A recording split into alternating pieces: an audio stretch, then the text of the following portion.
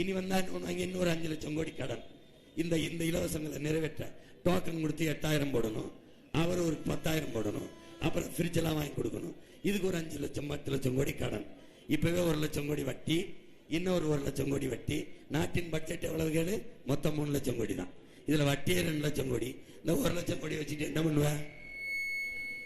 என்ன பண்ணுவ? என்னைய கேட்கிறான், நீ முதலமைச்சரானா இந்த 10.5 லட்சம் கோடி எப்படி கட்டுவேன்? நான் என்ன மயத்துக்கு கட்டுறேன்? நான் எதுக்கு கட்டுறேன்? நான் கேட்பேன், நான் வாங்கினேன்னா இது ஏன் அரசு, என் மக்களின் அரசு, இது தமிழ் தேச அரசு. இப்ப நீ 1 ரூபா கொடுத்து கையெழுத்து போட்டனா அதுக்கு நான் பொறுப்பு. ஏற்கனவே வாங்கணும்னு போய் வசூலிச்சுக்க வேணா, இங்க வரு கூட ஆளுகளை அனுப்புறேன். அவங்க கொள்ளையடிச்சு வச்ச காசு இருக்கு, 10 லட்சம் கோடி அவன்கிட்ட தான் பறிச்சுக்கிட்டு போ.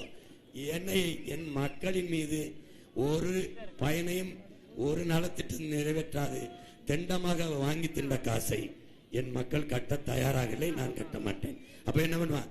தமிழ்நாடு அரசு திவாலாகிவிட்டது, மஞ்சள் நோட்டீஸ், கஜானாவில் காசு இல்ல, அதனால உன் கடனை கட்ட முடியாது.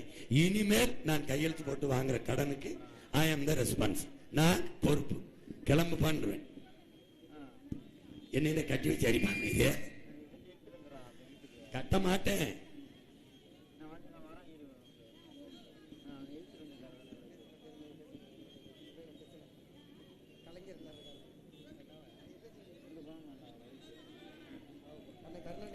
இல்ல ஏதோ அறிஞர் சாக்ரட்டிஸ் பேச வராங்கள, என்ன ஏதோ சொல்ற, வீரன் தான், வீரன் வீரன்.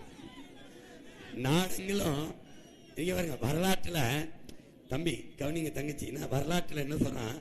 வீர மக்களை பெற்ற இனம்தான் பாதுகாப்பாக வாழுங்கிறான். வீர மக்களை பெறாத இனம் அடிமைப்பட்டு அழியுங்கிறான். அப்படி வீர மக்கள் நம்ம இனத்துல பிறந்தாங்க.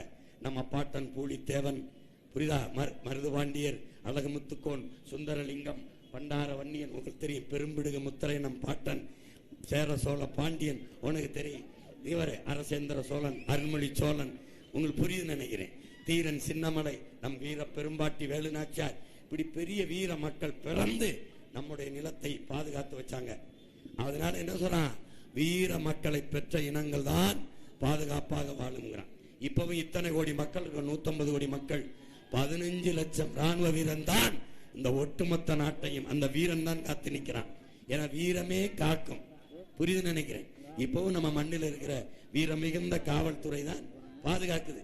ஒரு சிலர் செய்யற தவறுக்கு மொத்த காவல்துறையின் குற்றம் சுமத்த